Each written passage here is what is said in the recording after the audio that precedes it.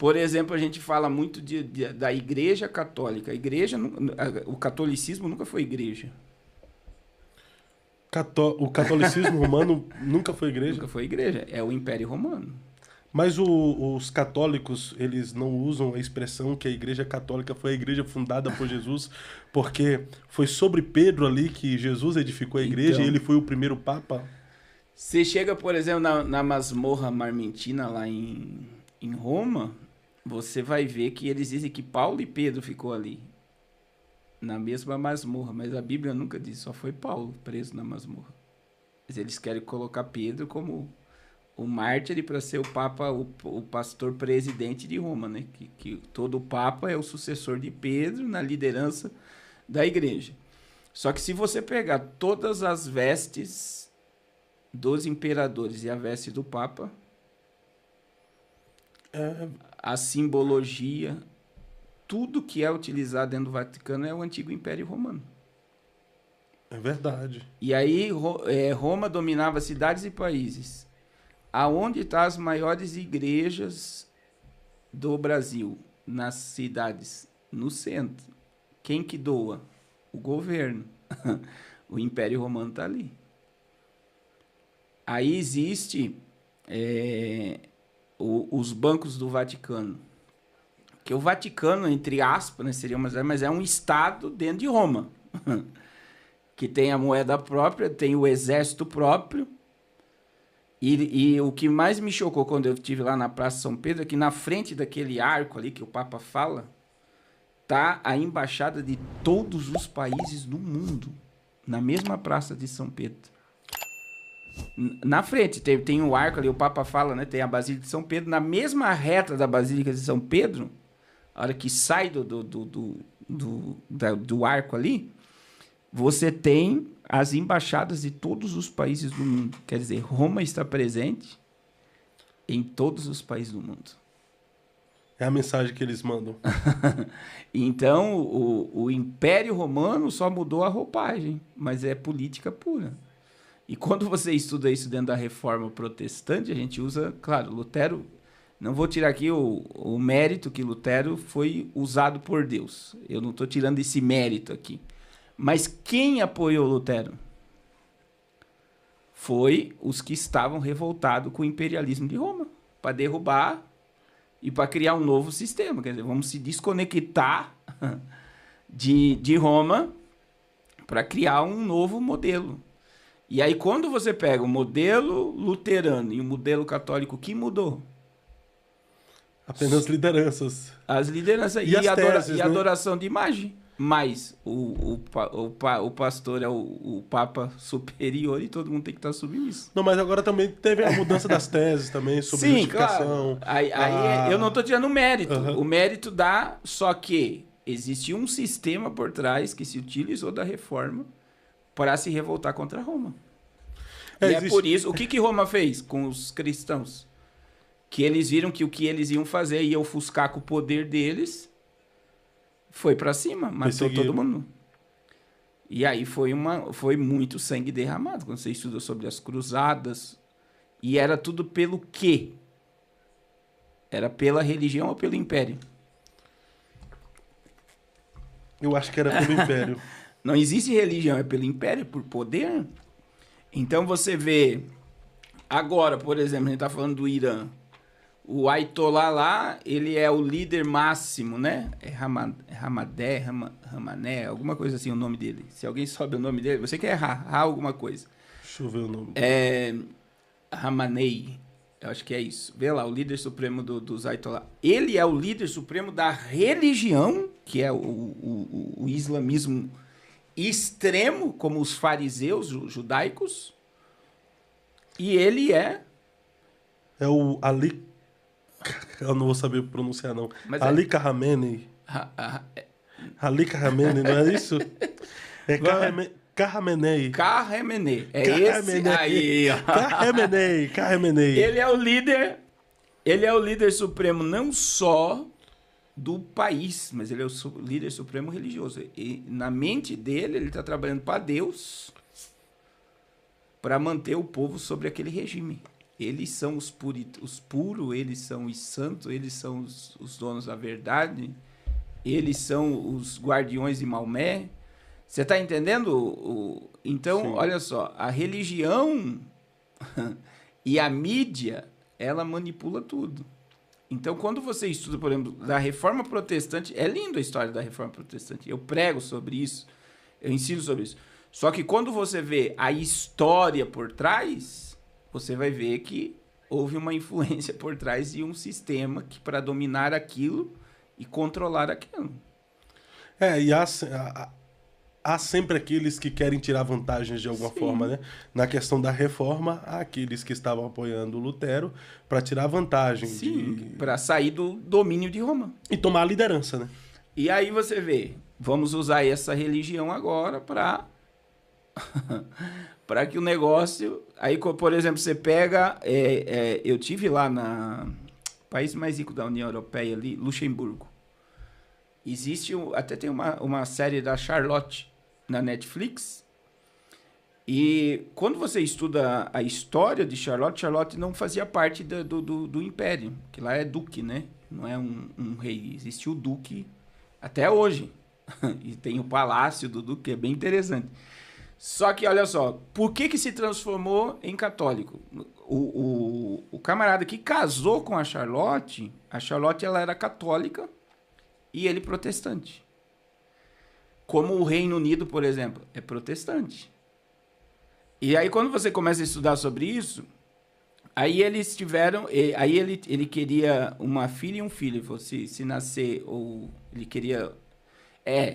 uma filha e um filho. Se nascesse duas filhas, o império se tornaria católico. Se nascesse um filho e uma filha, continuaria protestante. E nasceu duas filhas. Aí, veja bem, o império mudou de religião porque o monarca fez uma promessa à esposa que se nascesse duas filhas... Você está entendendo? Que loucura, né? Então, nunca foi por religião. A religião sempre foi usada como um sistema de controle. Doideira, doideira. Só que aí dá muita base para os ateus, para os inimigos da igreja, até os inimigos da cruz de Cristo, que as pessoas vivem falando contra a religião, que a religião é massa de manobra, a religião é um lugar de controle de pessoas. Pior que de fato eu não sei se você assistiu um filme... Você assistiu um filme na Amazon que fala O Herege? Não. No final, o cara, tipo, a ideia assim, ele chega duas meninas dos mormons para evangelizar um cara. E aí ele arquiteta para recebê-lo.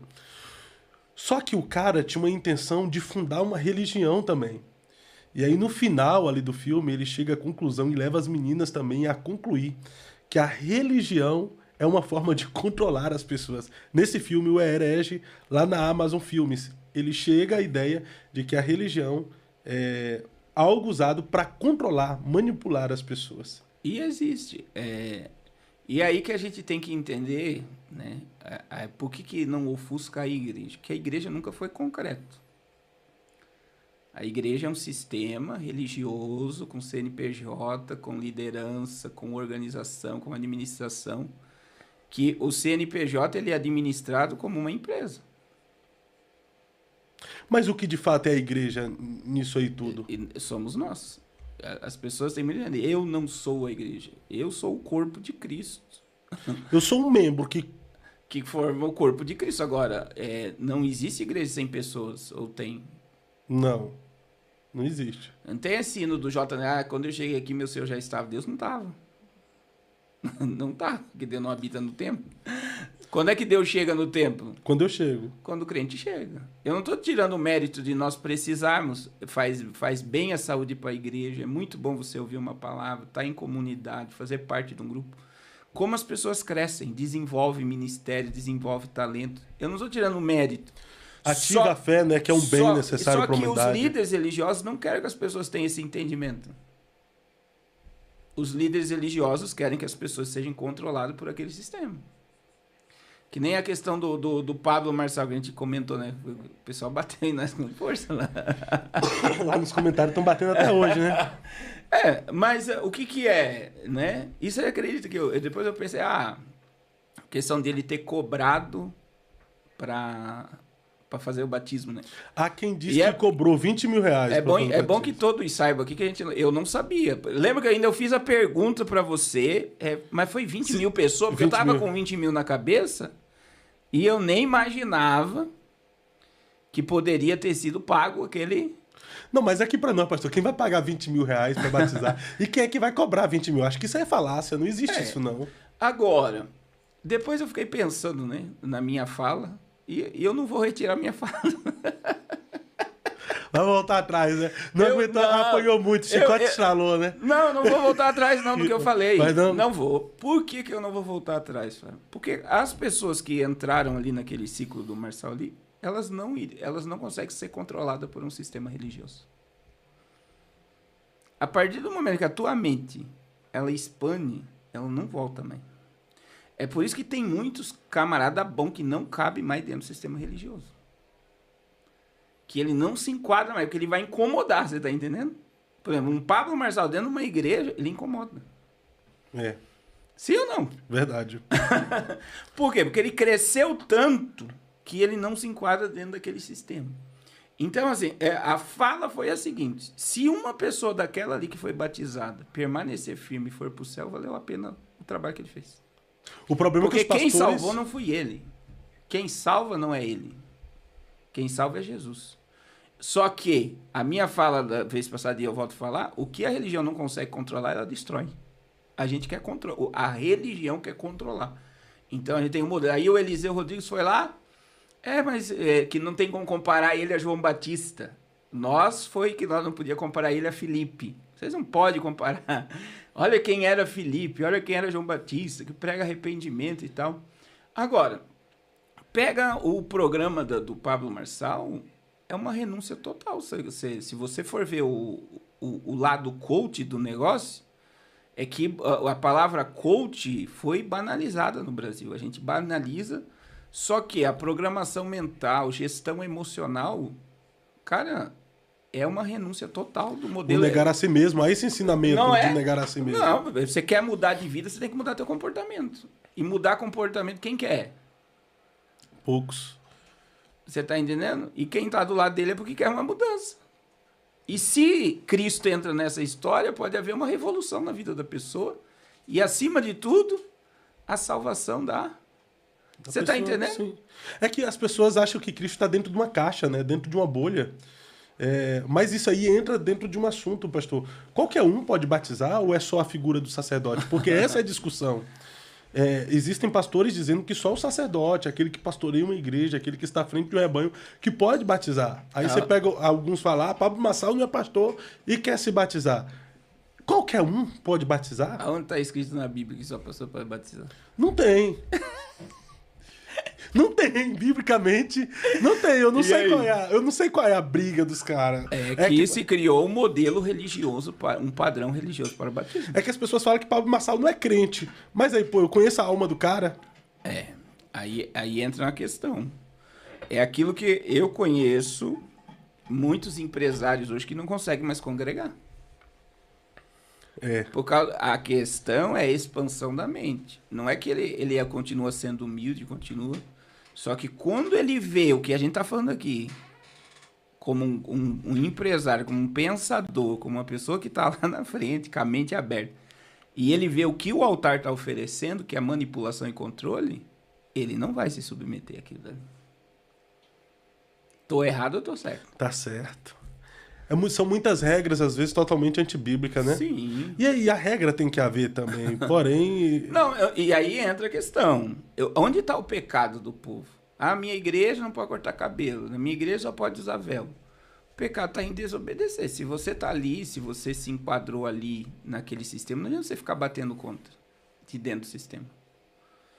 Ou você não, estou aqui pronto, vou servir a Cristo, é um bom lugar... Maravilhoso. Agora, se você não entra mais na sua cabeça dali, você precisa pedir a Deus para te direcionar a um lugar que você vai ser alimentado, edificado e crescer. Então eu digo assim, qual é o papel da igreja? Não é manter um monte de gente presa nas quatro paredes. O papel da igreja é fazer discípulo.